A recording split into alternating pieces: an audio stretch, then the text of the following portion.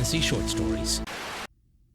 An Interlude of Intrigue, A Tale of Three Kings by Lesley Herron. Chapter 6, Arpeggio.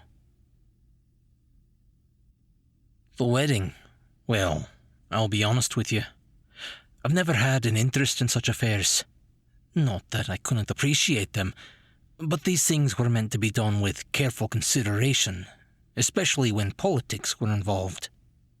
I said goodbye to the notion of peace the next morning, when Prince Nasir claimed the wedding was proof that the treaty had always been a lie.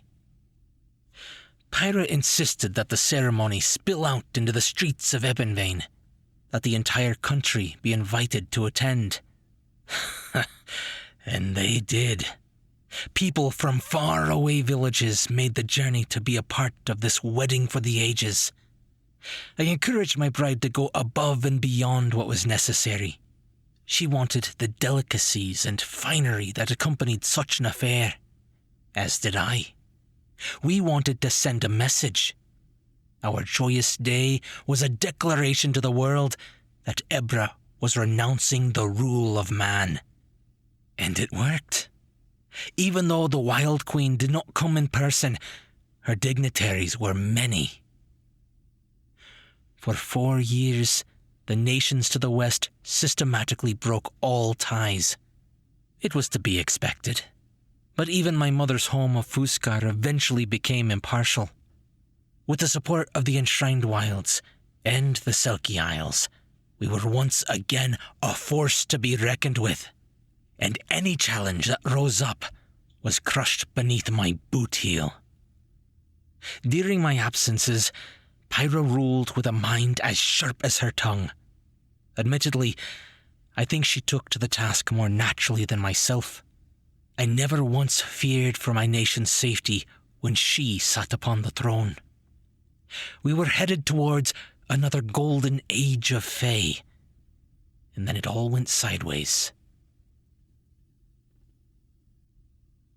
Our fears have caught up to us. Elias sucked in a deep breath as he slid his scabbard into place, cinching it tight. Word from the west has just arrived. The Brotherhood has allied the 3 human kingdoms, and they mean to march on Ebra as a single force. I am so sorry to have to leave you once more. Still in her nightgown and the haze of sleep hanging over her, Pyra shook her head. You have nothing to apologize for. We knew this day would come. She stifled a sad chuckle. I'm just surprised it took so long. She held his sword until he finished dressing, shifting her attention from her husband to Undine, who stood just outside her bedchambers. She knew the circumstances must be dire to send the Dryad pounding on her door in the middle of the night. As he reached for his weapon, Elias stopped. He considered his wife for a moment before cupping her face in his hand. He stroked her cheek with his thumb and felt a sad swell in his heart as she leaned into him. This could very well be my end, but should it come to pass, I know my kingdom will be safe in your hands. It was true that their marriage had been a strategic union. They entered wedlock knowing there would be nothing between them but mutual desire to protect Ebra and her people. They had even agreed to forgo conceiving royal heirs until the wars had ended, especially after he confided in her he feared such a child would be another puppet Lucian could manipulate. While there was no room for emotion in this partnership, Pyra couldn't help the flutter in her stomach at the tender look in his eyes and his touch. You'll be fine. The Enshrined Wilds have sent enough soldiers to fight this war twice over. The Yara will see you returned unharmed. She offered him a coy smile. Besides, we both know things run smoother when I sit on the throne. With a chuckle, Elias took his sword from her and slid it into the scabbard at his side. He looked around the room the two of them had shared, albeit sporadically, for 4 years, and was surprised that he would miss her firebrand attitude. Your unwavering faith continues to astonish me. Well, when I put my heart and soul into something, I see it through to the end. Pyra offered him a smile before she pulled something from one of the dresser drawers. She turned, holding his silver crown in her hands. "If you are to ride into battle, make sure the other side knows they contend with a king." Elias pulled the circlet from her hands and considered it. Long ago, he had retired his father's ornate and, to be honest, gaudy gold crown in exchange for this simple silver one, a statement of practicality. But on the battlefield, there were no kings, only men and women fighting and dying side by side. Undine cleared her throat purposefully. Time was not on their side. He set the crown back on the dresser. "Keep it here, as a promise of my return." Elias pulled her into an embrace with a sad smile. "Lead my country well." She felt him press his lips against her forehead, and she allowed herself to settle into his arms, closing her eyes against his warmth. And then he was gone. Pyra looked up to see him throwing a saddlebag over his shoulder before he reached for the door. And without hesitation, or even a second glance back, he left. As Undine turned to follow, Pyra held up a hand. "Please, keep him safe, whatever the cost." "You have my word." The Dryad warrior bowed deeply before following on the king's heels. She watched them fade into the darkness of the hall before moving to the window like she had done so many times before to watch him go. Pyra sank into the cushioned padding of the stone sill and looked down at the inky silhouette of her kingdom, set in contrast to the starry night sky. She imagined she could see him riding through the empty streets of Ebonvain, something that got harder with each departure. Pyra sat for hours, forehead pressed against the glass until the pink glow of dawn washed over the capital city. She squinted towards the horizon, hopeful for one last glimpse, but he was either beyond the light's reach or simply too small to make out. She let out a heavy sigh. The day would start without her if she let it. Pyra turned back towards her bedchamber and gathered her thoughts. She worked the soreness from her limbs and moved to find an outfit. Her eyes, instead, caught the glint of her husband's silver crown still sitting on the dresser. She was surprised to find tears leaking from her eyes as she picked it up and pressed it against her chest. What was this feeling gnawing at her insides? Several minutes ticked by before Pyra could compose herself. She cleared her throat and wiped away the tears from her face. She pulled open the drawer and tucked the silver crown back inside. He would return. Before long, she marched the empty hallways and corridors, nodding to the occasional servant as they bowed out of her way. She paused at the kitchens. The smell of fresh bread in the oven brought a smile to her face, but the sound of angry voices pulled her attention elsewhere. She tracked the loud and agitated shouting to the throne room. A frown creased her brow in confusion. There were not to be any hearings for at least 2 days. Hiking up her skirts, Pyra opened the heavy doors and strode in with her head high.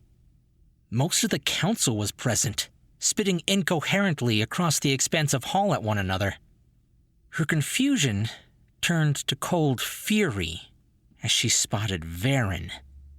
He was nestled in Elias's throne, chin resting wearily on his fist, looking for all the world like he belonged, with Lucian standing faithfully at his side. Mere hours after her husband's departure for war, she found his brother already attempting something. Marching towards the crowd, Pyra let her anger fuel her words. "What is the meaning of this?" Her sharp voice echoed off the high ceiling. "Your Majesty, please, join us." Lucian motioned to the chair next to Varen, the one reserved for the Queen when the King was present. "I would, but someone is in my seat." Pyra shot a contemptuous glance at each member of the council. "Answer my question. Why has the council convened without informing me?" 6 of her least favorite members were avoiding her gaze, opting for silence instead. She turned to see Brún Findraw, the only other dryad in the kingdom and her husband's most trusted advisor, bowing slightly in her direction. "These cowards seek to unseat the king from his throne." The words hit her like poison. She whipped back around, not to the council members, but to the puppet master. The timing could not be a coincidence. They had waited for Elias to leave. "Explain, Lucian, before I call the gods in here for treason." Jumping to his feet, Verin moved to the queen, pushing past the silent members of the council. "It's not what you think, Pyra." His hands were lifted in a placating gesture. "The council has had enough with your husband's warmongering." Pyra looked over to see the head of the council, Alderman Lachlan, moving towards her. A sneer pulled at her features as she pushed aside her brother-in-law to face the withering turtle of a man. As the years moved on, the ownership of land provided the council with more and more human barons or nobles, and they made their opinions on Feykind abundantly clear. "Warmongering? He is trying to keep this country safe." The alderman took a step forward, invading her personal space as he looked down at her. "By plunging us into a never-ending cycle of bloodshed. I don't know how things work on your islands, but here, wars cost money. Money that comes from taxes and tithes.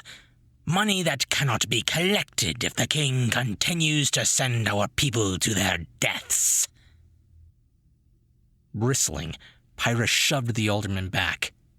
"Just because the king is not present does not mean you can suddenly appoint a new one." "Actually, they can." Lucian stepped down from the dais, moving through the council members like a predator.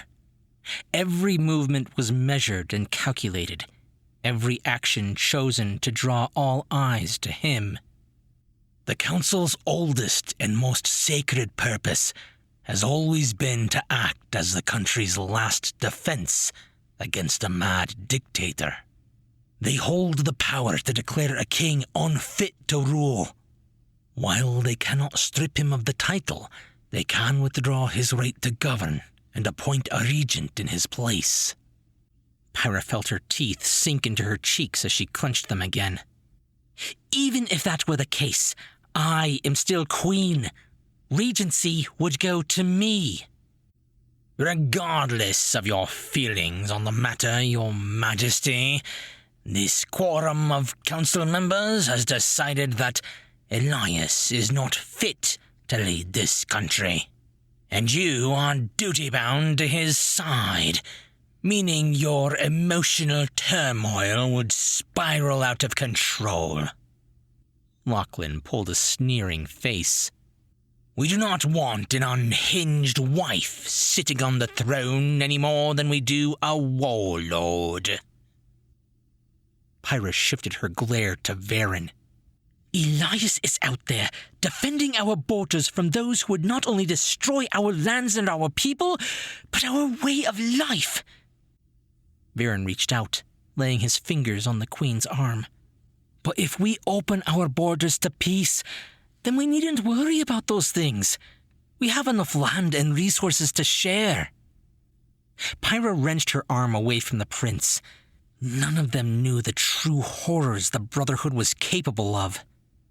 "And you intend to invite them in by overthrowing your brother?" With a pained wince, Verin dropped his hand to his side. "Not exactly." Brune spat on the ground. "They only have enough votes to start the process of deliberation, not to oust him outright. This is why they waited until the king was gone. He must be present for the trial." Pyra took an unsteady breath, closing her eyes for her next question. "And while he is gone?" The alderman answered. "All matters of state will be deliberated upon by the council. Until this matter is resolved, you have no more say in things than the chargirl who cleans my fireplace." "I am still queen, And as long as Elias lives, I will not allow you to make any decisions for him or about him in his absence." Pyra shoved past the others, moving to her throne. She swiveled on her heels and faced the gathering. "Word has arrived. The neighboring three have already issued their declarations of war. If we do not support the king now, Ebra will no longer exist." She turned to Varen. "We will be carted off in cages for conversion or slave labor, like the crusade did to my people." She collapsed back into Elias's throne with a heavy sigh. "I will not allow that to befall our nation. The troops from the Enshrined Wilds will not be coming to his aid." The alderman waved a hand dismissively. "We sent out word this morning to all foreign and domestic troops. They are to hold their positions until the council agrees with a 70% majority what course of action is best. And with the current divide, neither side can muster enough votes." "So your plan is to stonewall while your king fights?" Pyra sucked in a deep breath through her nose, barely able to contain her rage. "Fine. I will send word to my father. He will send troops to aid the king." The alderman put up a withered finger. "That would be a clear violation of our bylaws, Your Majesty. Only the king may call for aid from other nations. Your father moving troops across our land would be an act of war, and you would be a co-conspirator, thereby hung for treason. You would need approval from the council to ask for aid." "But—" Her words died in her throat. There it was. The last piece finally clicked into place. Tears burned at Pyra's eyes. Enough of the council had rallied behind Lucian and Varen that they would be able to wrest control of the kingdom away from her. Or, at the very least, keep her locked in stalemate until Elias, or word of his death, reached the castle.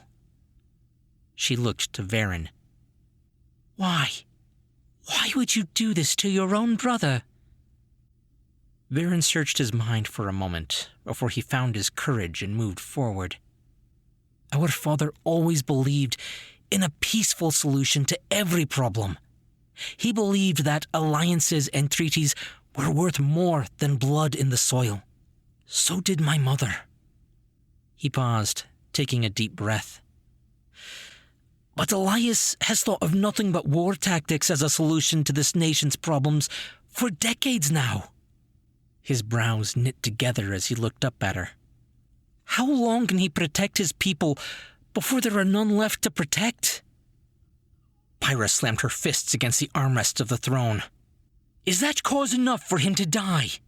You would leave your own brother alone on a battlefield against 3 powerful nations united under the banner of the Brotherhood." Varen shook his head. "You don't understand. We have sent word to him of our plan. The runner is instructed to follow at a distance, delivering the message only after Elias arrives at Fort Ironhill. Once there, he will see he has no reinforcements, and he will withdraw, albeit angry, but unharmed. We only hope to make him see reason. We cannot wrest his power away for good. I would not wish to. But we can block his mad desire for violence at every turn should it come to that." Pyra was on her feet again, pacing the steps of the dais. "You knew." She gestured to the room. "You all knew that our union would threaten the neighboring 3. You knew that the kindling for war had been lit, and for 4 years you said nothing. You voiced no concern to either him or me. You cannot simply barge in now, while he is gone, and decide that giving up is the only option. We have been saying something for far longer than 4 years now. You know he can't be reasoned with. I've tried." Varen reached for her. "Please, see that this is the best option." Before his fingers could reach her, she struck him across the face with an open palm, fire in her eyes. Your plan has but one flaw, brother. You assume he will retreat. Pyra lowered her hand, looking him up and down in disgust. He is very much like your father in that regard, and like Zelfir, you have sentenced him to death as well. Herron glanced nervously at Lucian. The decision has been made. The alderman sighed heavily at the Queen. Elias will get no more of our people for his ceaseless wars.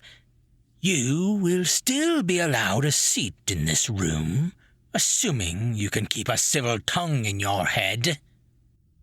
Pyra forced her way back towards the door, holding her head high and her tears back. Lucian made a sweeping bow as she reached the doors. Long live the king.